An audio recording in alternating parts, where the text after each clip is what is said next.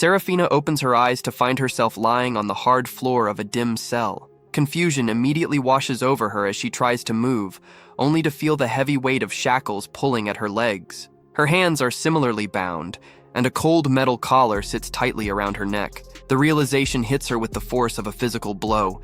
She has been taken prisoner. She remembers the chaos of the battlefield and the bitter taste of defeat. It is a deep sting to her pride that she, a noble commander, was bested by those she considers mere barbarians. The narrative shifts back in time to the year 1342, in the rugged eastern territories of the continent. The air is thick with the screams of dying men. A fierce battle rages between the disciplined forces of the Illidan kingdom and the wild barbarian tribes. Serafina, the captain of the first company for the Eastern Expeditionary Force, stands in the middle of the carnage. Her soldiers are panicked, reporting that the barbarian resistance is far too strong. The volunteer troops have been wiped out, and their left wing is falling apart. Serafina maintains her composure, shouting for her men to stay focused. She refuses to let them forget they are knights of Illidan. She quickly barks out tactical orders, telling the left wing to pull back, while the center and right wings extend to form a protective formation. Her goal is no longer victory, but a fighting retreat. She knows that even if they escape, their losses are catastrophic. This marks the end of a 7-year-long expedition, and her only priority now is ensuring that as many of her comrades as possible make it back to their homeland alive. Suddenly, the sea of soldiers parts as a massive man carves his way through the battlefield. This is Veor. He stops when he sees Serafina, noting her distinctive crystal helmet. He correctly guesses that she is the general of the expeditionary force. Having grown bored of slaughtering common foot soldiers, he challenges her to face him in single combat. Serafina recognizes him as one of the barbarian elite. She realizes that if she ignores a man whose blade can shred plate armor like paper, her troops will never escape. She accepts the challenge, viewing it as a chance to buy her men the time they need. She tells her lieutenant to take command and to inform her brother that she gave her life for her country. The duel is intense and brutal. Serafina fights with every ounce of her strength, even praying to the legendary Princess Wistarizia for help. However, the sheer power of the barbarian is too much. With a final resonant strike, Veor shatters Serafina's sword. Standing defenseless, she demands that he kill her and end it. To her shock, Veor refuses. He tells her that she belongs to him now. He promises that she will survive, mostly because he can think of many good uses for her body. Back in the present, Serafina sits in her cell, dwelling on those haunting words. She wonders if she will be forced into hard labor like a farm animal, or if she will be tortured for information. The thought that she might be used for the base entertainment of men fills her with a deep sense of shame. As an unmarried noblewoman, the idea of being treated like an animal in a den of savages is unbearable. She also worries for her troops, fearing that the time she bought wasn't enough for a proper withdrawal. She feels the heavy weight of failure, knowing that without control of the East, her people back in the capital will continue to suffer. The sound of footsteps interrupts her thoughts as a woman named Circe enters the cell. Serafina immediately demands to know who she is. Circe introduces herself and explains that she serves the man who captured Serafina. Serafina assumes Circe is there to extract information through torture, calling her a barbarian girl and accusing her of bringing implements of pain. Circe calmly explains that she has only one order: to ensure that Serafina, who is being called a victory trophy, is prepared to her master's liking. Circe ignores Serafina's protests and begins to adjust her restraints. She chains Serafina's hands above her head to prevent her from struggling. Serafina braces herself for the worst, vowing that she will never submit to torture. Meanwhile, out in the wilds, Veor is busy hunting. He thinks of Serafina, calling her his treasure and anticipating that she is finally awake. Inside the cell, the treatment Serafina receives is not what she expected. Circe begins to bathe her, scrubbing away the blood and filth of the battlefield. Serafina is confused and demands to know the meaning of this. Circe simply remarks that Serafina was a mess and needs to be clean. She admits that she expected a more brutish woman given Serafina's skill with a blade, but she finds that Serafina actually has a very feminine figure. Serafina feels mocked, stating that a knight has no need for femininity. Circe tells her that her opinion doesn't matter because she has caught the master's eye. She warns Serafina that she will never leave this place again. Once the bath is finished, Circe applies scented oils to Serafina's skin and dresses her in new, soft clothes. Serafina is baffled by the treatment, wondering why a prisoner of war is being pampered and perfumed. She fears that this might be part of some strange barbarian ritual or sacrifice. Suddenly, a booming sound like thunder echoes through the area. Cersei identifies the sound as belonging to her master. Vior enters the cell, his presence filling the small space. He notes that she looks completely different now that the grime of war is gone. He introduces himself properly as the heir to Great Chief Ulden One-Eye, known as Thundering Voice Vior. Serafina is struck by his massive size and his glowing golden eyes, convinced that he cannot be entirely human. She introduces herself with all her noble titles, stating that she is Serafina de Lavillon and that she will not beg for mercy. She tells him to proceed with whatever human sacrifice he has planned, so that she can at least die with her dignity intact. Vior finds her talk of sacrifice confusing. He looks at her and simply states that he brought her here to be his bride. Serafina is stunned into silence before shouting in disbelief. She accuses him of trying to trick her or lower her guard for a ritual. Vior points out that if he wanted to kill her, he wouldn't have waited this long. Serafina argues that they are enemies, and that no one marries their enemy. Vior explains that while the West might have different rules, his clan has a long tradition of taking lady knights as brides. Serafina calls the logic insane, but Vior reminds her that she already told him he could do with her as he wished. He then explains his real motivation. He tells her that his decision isn't just based on tradition, but on the respect he felt when they fought. He says that the way she swung her sword spoke more than any words ever could, revealing a profound sincerity. He admits that he fell for her in that very moment. Before Serafina can process this confession, Vior tells her to relax because he won't take her against her will. He leaves the cell, promising to speak with her later. Cersei remains behind, bluntly telling Serafina that she is being courted. The story shifts to a flashback from 7 years ago in the Illidan Kingdom at the Margrave Lavallant estate. Serafina's brother, Sidious, informs her that the king has ordered the 17th Eastern Expedition to begin. He tells her she has been named the captain of the first company and charges her with earning glory for their family name. He also mentions an invitation to a banquet from Countess Ildhal, addressed to Princess Serafina. At the banquet, the atmosphere is shallow and judgmental. The other nobles whisper about how the war is profitable for them, despite the poor quality of food lately. They look at Serafina, remarking that she is more dashing than beautiful, and questioning the point of a woman being a strong warrior. Serafina feels out of place and escapes to a balcony, wishing she could just go home. She is joined by 3 noblewomen who lead her to a gazebo. They talk down to her, calling the East a place of monsters and dragons. They refer to the barbarians as animals who kidnap and sacrifice women. Serafina becomes angry, banging on the table and spilling wine as she defends the expedition. She explains that conquering the East is a noble goal for the peace of the people. The women dismiss her, telling her she should leave such things to men. They mention that even the legendary Princess Wisterizia went missing on the battlefield and claim that a woman's only true happiness is marriage. On her carriage ride home, Serafina is fuming. She looks out at the starving people in the streets and contrasts their hunger with the wasteful feasts of the nobility. She sees 3 desperate men attacking a traveler and intervenes. She stops them without even drawing her sword, realizing they are only acting out of hunger because the crops have failed. Feeling deep sympathy, she takes off her own expensive collar and gives it to them so they can feed their families. They are overwhelmed with gratitude, promising never to do evil again. Serafina tells herself to endure the hardships of her position so she can eventually conquer the East and improve the lives of her people. Before she leaves for the expedition, she kneels before an image of Princess Wisterizia, asking the lost princess to watch over her. Her brother, Sidious, approaches her, but instead of offering support, he asks if she failed to find a husband at the party. He tells her that a woman wanting to be a knight is selfish and that she needs to marry while she still has prospects. He dismisses her ambitions, saying that a sword has never changed policy. The memory of her brother suddenly distorts. His face twists and grows until he transforms into Vior. The barbarian looms over her, repeating her name over and over, demanding that she become his bride. Serafina jolts awake, her heart racing. She realizes it was a nightmare brought on by the barbarian's presence. However, as her eyes adjust to the light, she realizes the nightmare isn't entirely over. She looks to her side, discovering to her horror that she is currently sleeping right next to Vior.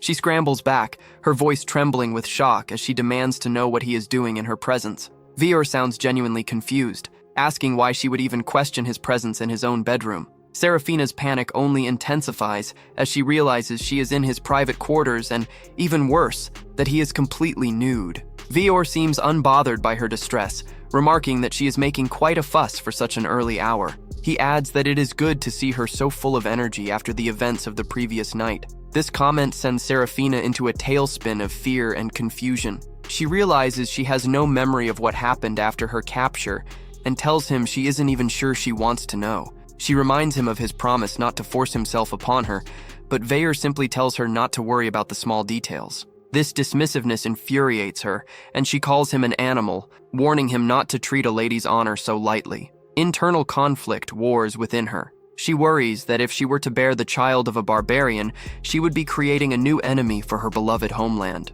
Overwhelmed by shame and the disgrace of her capture, she begs Veor to kill her immediately. Veor is perplexed, noting that while he would understand if she wanted to kill him, seeking her own death makes no sense. Serafina explains that the shame of defeat, being taken captive, and the rage she feels while facing a nude opponent have completely destroyed her honor as a knight. She believes she is an embarrassment to her name and would rather die than live with the misery.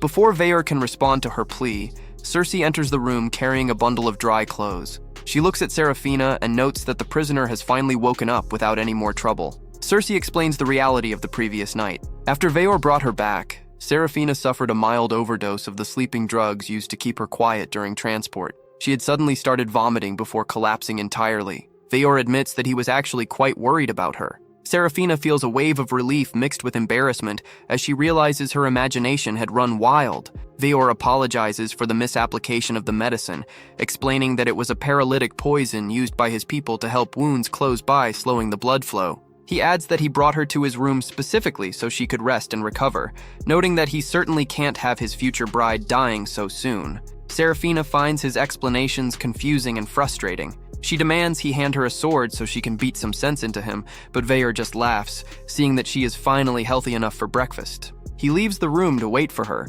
mentioning that she hasn't eaten in the day since she left the battlefield. Serafina remains behind, feeling a strange sense of shelter within these barbarian walls. She thinks back to her grandfather, who once told her that her talent for swordplay might prevent her from finding true happiness as a woman. She remembers the harsh words of her brother, who viewed her knightly ambitions as a selfish indulgence. But then she remembers Veor's words, how he claimed to see sincerity in her blade and fell for her because of it. She struggles with the idea of being desired for her femininity, something she has ignored for years, especially coming from a barbarian captor. Serafina decides she will maintain her pride through her diet. She expects the barbarians to serve her the bare minimum to break her spirit, but when she enters the dining area, her jaw drops. In front of her sits a massive piece of meat. She realizes that even in the capital of her homeland, she has never seen a feast this grand, especially given the recent crop failures. Veor offers her what he calls a small portion, a quarter of the roast, but the piece of meat is literally larger than her own torso.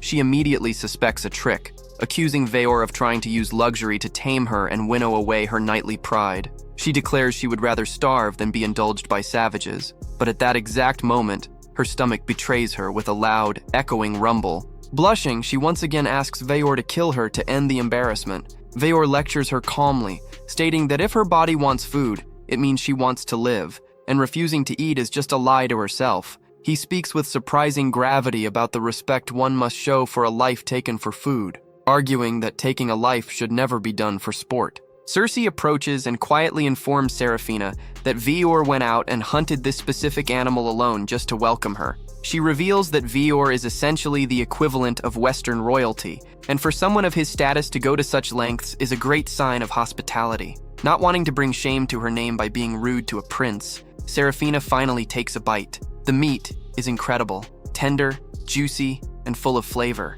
She thinks to herself that not even the royalty of Ildoran have ever tasted anything this glorious. When she asks what kind of meat it is, Veor tells her to look out the window. He explains that it is a dragon. Serafina is nearly choked with shock, as dragons are legendary fire-breathing monsters in the West. Veor clarifies that while fire-breathers exist, this was a different breed. He notices that despite her shock, she isn't slowing down her eating at all. Cersei dryly observes that the prisoner doesn't seem like she intends to die anytime soon. Later that day, Veor tells Serafina he wants to show her something on the mountain. She is hesitant to trust him, but he brushes off her concerns, suggesting that common sense changes depending on where you are. He baits her by asking if she is simply afraid, which prompts her to get ready just to prove him wrong. As they walk, Serafina is surprised by the richness of the nature surrounding them. It is far more bountiful than the wastelands where they fought. They eventually reach a massive, roaring waterfall. Serafina is mesmerized, admitting she has never seen one before.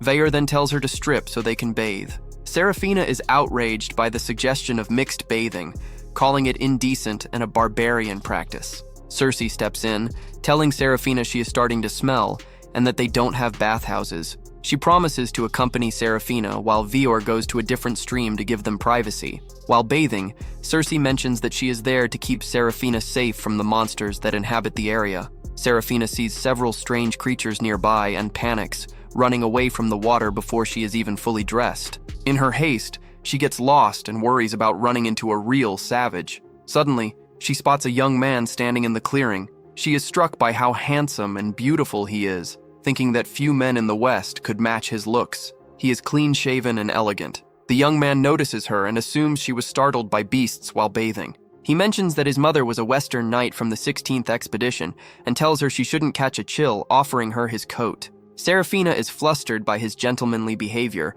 wondering why such a refined man is living among barbarians. When he gets close to check if she has a fever, she turns bright red. He eventually picks her up and carries her back down the mountain princess style. When they finally encounter Cersei again, the maid smiles and asks Master Veyor how this situation happened. Serafina's heart stops. She realizes the beautiful, handsome man carrying her is actually Veyor.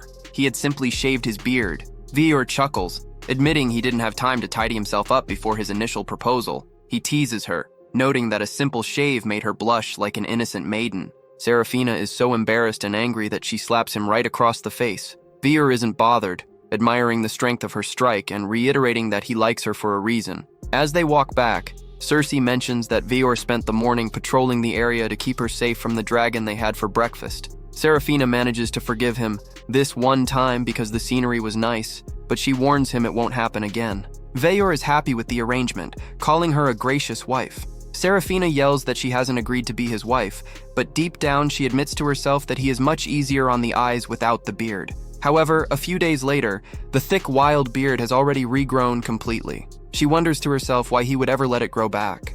A while later, Serafina silently prays to her mother and father in heaven, genuinely fearing that her life is about to reach a violent end. She stands surrounded by a rowdy, aggressive group of warriors who look like they are ready for blood. They shout at one another, arguing over who gets the first chance to strike at the legendary crystal helmet. One younger man demands the first opening, but a more seasoned fighter calls him a foolish pup and insists that he should be the one to go first. Serafina watches them with wide eyes, wondering how she ended up in the middle of such a terrifying mob. To understand how she reached this point, she thinks back to the conversation she had with Veyor just a short while ago. Veyor had told her that he was making preparations for a major meeting. He explained that he had summoned the elders of all the different tribes so he could formally introduce her to them. He pointed toward a massive settlement in the distance, explaining that it was Lakeside Village, the ancestral home of his people and the largest village in the entire region. Serafina was shocked that he would reveal such a significant location to her. She asked him why he was sharing crucial military secrets with a prisoner. She argued that if she were ever rescued by her own army, she could lead them straight to their territory and potentially destroy them. Veyor simply laughed at her concern. He asked her if she was still feeling enchanted by his shaven face from earlier, which only made her more frustrated. She snapped back that she was merely confused and told him to stop being so childish. Veyor teased her, noting how charming she looks when she is embarrassed. He then told her quite seriously that her worries about escaping would disappear once she lost the desire to return home. He reminded her that his goal is to make her his wife and ensure that she truly falls in love with him. In the present, Serafina is still struggling to process the chaotic scene in the village. She assumes the warriors are seeking revenge for all the men she has killed on the battlefield. Veyor tells her not to be so tense and promises to handle the situation. He addresses his warriors with a powerful, booming voice, thanking them for the warm welcome they have given the crystal helmet. He explains to the crowd that she is here as a guest to eat with the elders and asks them to calm their excitement. To Serafina's total shock, the bloodlust in the air vanishes instantly. The warriors agree to back off simply because their leader asked them to. Serafina asks Veyor what is happening and why these people have gathered. Veyor explains that they aren't here for an execution. They are here to welcome her and are hoping for a chance to spar with a warrior of her caliber. She is baffled, asking if they don't want revenge for their fallen comrades. Veer asks the crowd if anyone bears a grudge against her, and the warriors shout back that they hold no ill will. They begin to shower her with genuine compliments, praising her brilliant display of skill from their previous battles. They call her a magnificent warrior and a beauty, with some even joking that they wish she could have been their wife instead. They speak of her strength with deep respect, hoping she will eventually bear strong children. Serafina is flustered, reminding them that she is technically an enemy commander, but Veor explains that his people simply have a deep appreciation for the strong. Veor decides to attend to some errands and initial discussions with the elders, so he leaves Serafina and Cersei in the care of a local household. He approaches a house where water is being boiled and asks the woman inside to show them hospitality. He casually introduces Serafina as his future wife, which earns another shocked protest from the knight. The village woman is delighted by the news, noting that Serafina has the same striking eye color as the great chief's wife. She invites them inside with overwhelming familiarity, ignoring Serafina's attempts to explain that they have only just met. Inside the house, Serafina meets two women who are raising young children named Gatar and Ina. The first woman apologizes if she was too forward earlier, and Serafina accepts the apology, noting that forgiveness is a virtue of a knight. The women offer them medicinal tea, which is a common drink in the village. Serafina watches the young children, noticing how sure-footed and sturdy they are even at such a young age. She realizes they are already building the foundations of warriors by mimicking the adults around them. As they drink the tea, which Serafina finds surprisingly refreshing and restorative, she discovers that the two women are not related by blood, but live together for support. Both of their husbands passed away some time ago. One died in the wars to the west while his wife was still pregnant. Serafina's heart sinks as she realizes these men were likely killed by her own Eastern Expedition forces. She feels a sudden wave of guilt, telling the women that she cannot apologize for the war, but that she is willing to accept their hatred. She tells them they have the right to take revenge on her since she is now their captive. The women are confused by her offer. The first woman explains that while she is sad her son never knew his father, she feels lucky to have her child. She tells Serafina that death is a constant part of their lives, whether it comes from war, hunting dragons, or being weakened by age and monsters. They don't view death with the same lingering bitterness that Serafina expects. The knight is struck by how differently these people perceive the cycle of life and death compared to the people of her kingdom. The peaceful moment is shattered by the shrill sound of a dragon whistle. Cersei identifies it as a signal that they are under attack. A type of dragon known as a baikshi suddenly slams into the house, destroying the structure. Cersei explains that these creatures are drawn to smoke and fire, though it is unusual for them to enter a village. Serafina tells everyone to run immediately. When the dragon focuses its attention on them, Cersei urges Serafina to flee, fearing what Veor would do if she were hurt. Serafina refuses to run away. She tells Cersei that the barbarian's casual attitude toward death is starting to annoy her. She proudly declares her full name and asserts her identity as a knight commander. She grabs a pair of metal fire tongs from the ruins of the house to use as a makeshift weapon. Cersei thinks she is crazy for trying to fight a dragon with kitchen utensils, but Serafina tells her to be quiet. She notes that the dragon's power is nothing compared to the strength of Veor's sword. She insists that as a knight, she will never retreat when there are people behind her who need protection. She manages to strike the dragon's eye, screaming at the women and children to get to safety, while she holds the beast back. Elsewhere in the village, Veor and the other warriors are busy taking down several other dragons that have invaded. When Veor learns that a dragon landed on the house where Serafina was staying, he doesn't wait for another word. He moves with incredible speed, leaving his men behind to rush to her side. Serafina is out in the open, realizing that the dragon is faster than she anticipated. Her fire tongs eventually snap, leaving her disarmed. As the creature prepares to lunge at her, she accepts her fate, feeling that even if she dies, she will at least die as a true knight. Suddenly, Veor appears and slays the dragon in a single powerful motion. He rushes to her, asking for her forgiveness for being late. He thanks her for protecting the villagers and Cersei. He tells her that more than anything else, he is simply relieved that she is safe. Serafina suddenly finds herself bursting into tears. She is confused by her own emotions, wondering why she is crying over the words of a man she is supposed to consider her enemy. That evening, the villagers and their guests huddle around a roaring fire. Serafina sits with a cup in her hand, drinking steadily to calm her nerves. Cersei watches her and remarks that the knight certainly seems to enjoy her liquor. Serafina sighs, admitting that the afternoon was a complete disaster. She feels embarrassed for behaving so emotionally in front of so many people, yet she cannot stop thinking about the fact that this was the first time a man had ever stepped in to protect her.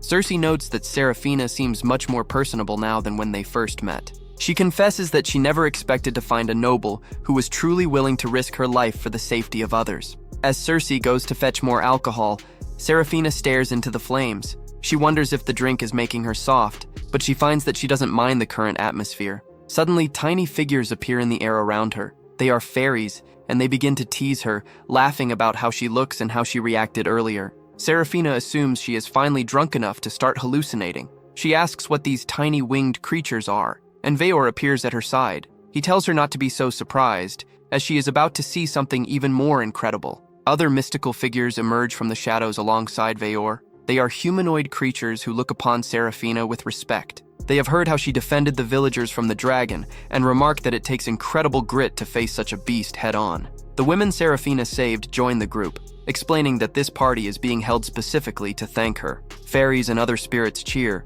bringing out special liquor made from the sacred tree. Serafina watches in a daze as winged people and animated plants join the celebration. She wonders just how far these hallucinations will go. A group of dwarves approaches Serafina. They tell her that finding a wife for Veor is a cause for great celebration, and believe it is the guidance of the great spirits. To mark the occasion, they present her with a sword. Serafina is hesitant to take such an expensive gift, but Veor encourages her to be gracious. He promises that the blades from this forge are masterpieces. When Serafina inspects the weapon, her professional eyes widen. The blade is perfectly consistent without a single distortion. It is thick, decorated with tasteful fluting, and balanced expertly at the hilt. The grip feels as though it clings to her hand, and the metal gives off a faint, pearly glow. The dwarves explain that the sword is made of a true silver alloy that people in the West call mithril. Serafina is stunned, recognizing the metal from the epic legends and tales she grew up with. Veor then takes the opportunity to formally introduce the leaders of the various clans. He presents the three wise elders of the Quefto dwarves, Vas, Guas, and Balhath,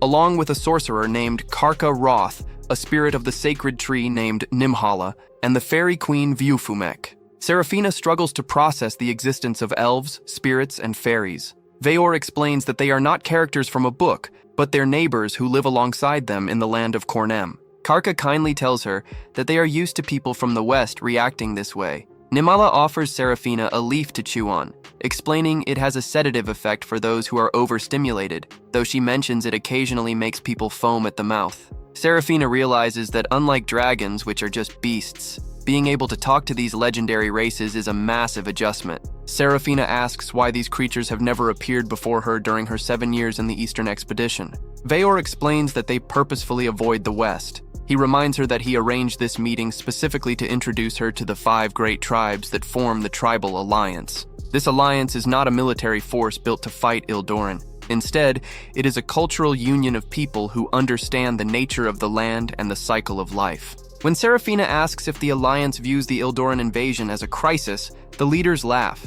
Veer explains that the Alliance doesn't get involved in territorial disputes. He admits that from their perspective, the war is viewed with the same gravity as animals fighting over territory. Serafina is offended that her life's work is seen as a petty squabble. Veor clarifies that while dragons are fierce, they are not the true threat. He speaks of monsters called fiends, which are like living disasters. He tells her that he would rather die fighting a knight of Ildoran than face a fiend. The Fairy Queen begs them to stop talking about such scary things so they can get back to the celebration. The night continues with toasts and jokes. The dwarves tease Veor about having children soon, remarking that Serafina looks like she is of sturdy stock. The fairies demand that she give Veor a kiss, which she flatly refuses. Despite her protests, Serafina feels the warmth of their blessings. She learns that the dress and necklace she is wearing were also gifts from the tribes.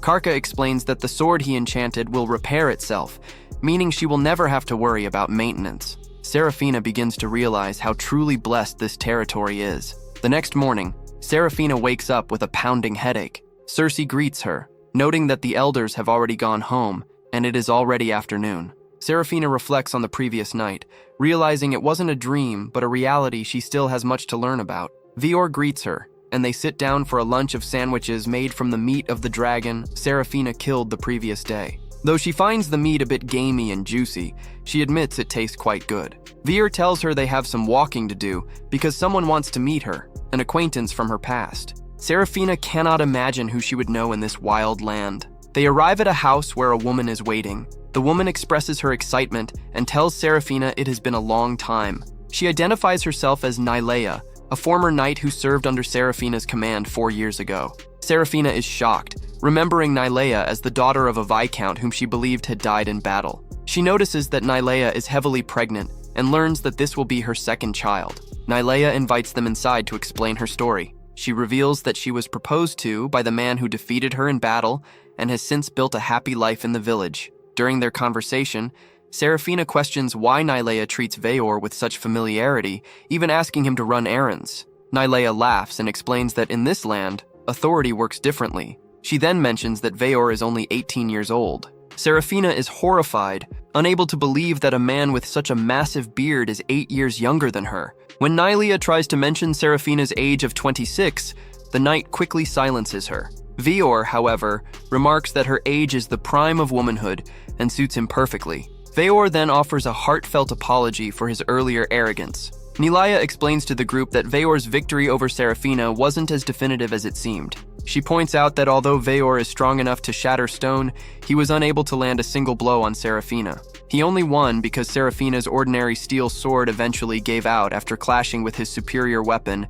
and his high stamina. Veor looks embarrassed, admitting he relied on equipment and luck to win. Serafina finds herself softened by his humility. Nylea's husband, Vidal, and their son return home, and the family's happiness is evident. Serafina watches them and remembers how Nylea used to talk about her duty to water the land with barbarian blood. Seeing how much her old subordinate has changed and how happy she is makes Serafina feel a strange mix of emotions. That night, Veor and Serafina speak alone. Serafina admits that these 2 days have shown her how little she truly knew about his people. She confesses that she called them savages as a justification for invasion, ignoring the fact that they have families and culture just like her own people. However, she maintains that she is still a noble of Ildoran and wants to use what she has learned to save her suffering homeland. Because of this duty, she tells him she has no intention of being his wife. Then, she quietly adds that while her duty forbids it, speaking as an individual, the idea of being his wife doesn't sound bad. Veor is overwhelmed by her honesty, telling her it isn't fair for her to be so sincere. The next morning at breakfast, Veor is in a wonderful mood. He teases Serafina about how charming she was the night before. Serafina, flustered, tries to claim it was just the liquor talking. When Veor suggests that she didn't mean what she said, Serafina becomes defensive and angry. She shouts that she isn't shameless enough to say things she doesn't mean and insists that her words last night were her true and honest feelings. Cersei quietly observes that Serafina is now confessing her love even without any alcohol, while Veor simply smiles, remarking again on how lovely and unfair she is.